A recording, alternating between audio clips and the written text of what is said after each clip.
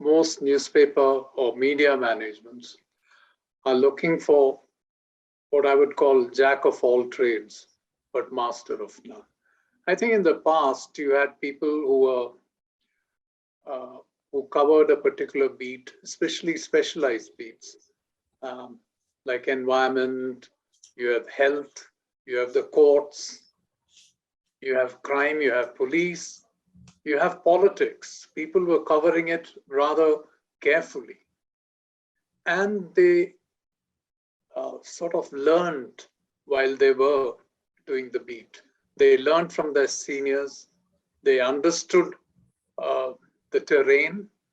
And so when they were able to source good stories, they were able to source better stories.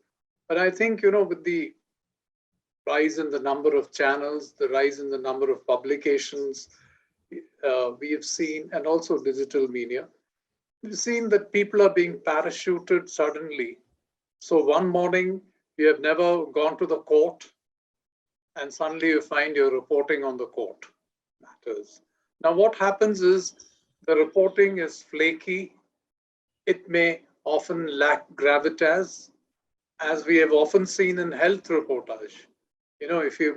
All the good health reporters are people who have been in the line, who have understood, who have interacted with health authorities, with doctors, with people who hold a counter view. Beat reporters are not the people who come in when you have a big story.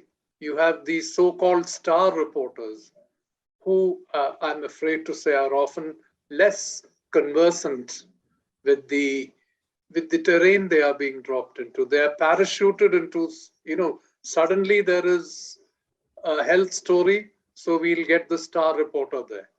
And it's a kind of a tendency which started with TV journalism. And, you had people flying down. Suddenly they are in Kashmir and they're Kashmir experts.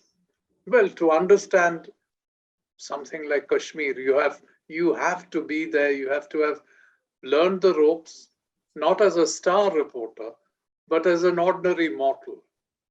And you find the really good reporting very often comes from people who have silently slogged their way through learned the ropes, learned from people before them, learned from their mistakes, and have got some grip over the story.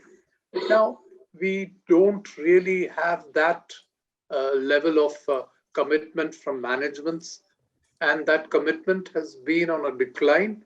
It has further declined it declines, I should say, when there is a government which wants a kind of slanted coverage, which does not want experts. They want pliable people, and managements are quick to oblige.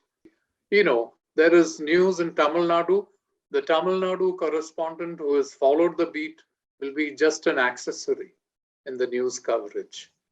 And this trend, which perhaps started with TV, has caught on all around. Rural reportage means nothing now.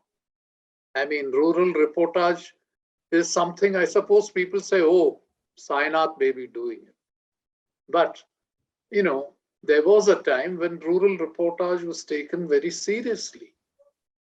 That's because there was recognition that this is a country where the livelihoods of a sizable majority of the population is dependent on agriculture, and that rural health is a vital part of what should be a vital part of our planning.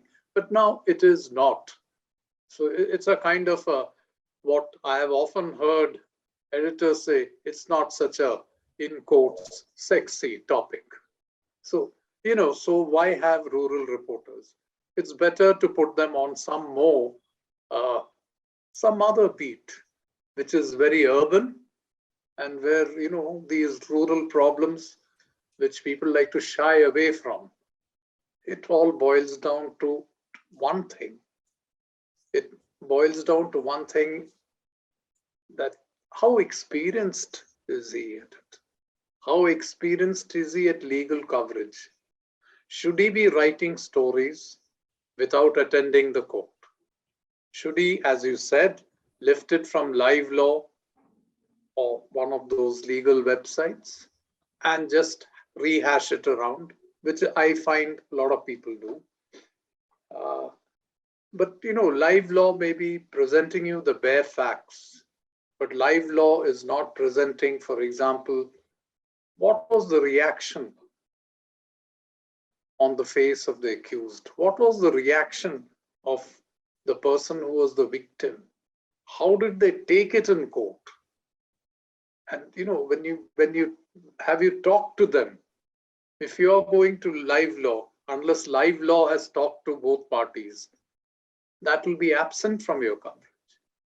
And but there's another factor which has come in increasingly, is that there will be political interests. If the entire case involves politicians, there will be political interests which override what the reporter even tries to write.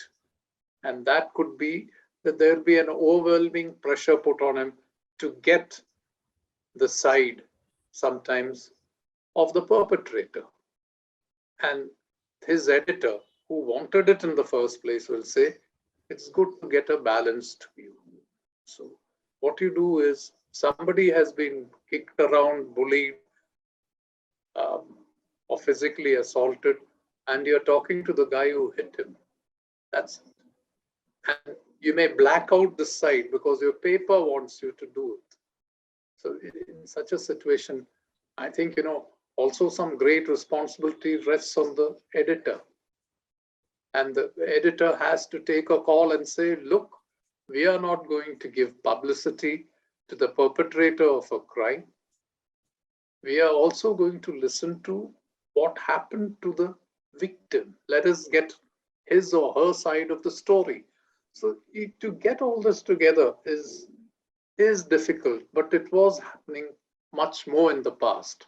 I'm not saying everything was hunky-dory and everybody did everything correct in the past, but at least there was an attempt to be fair.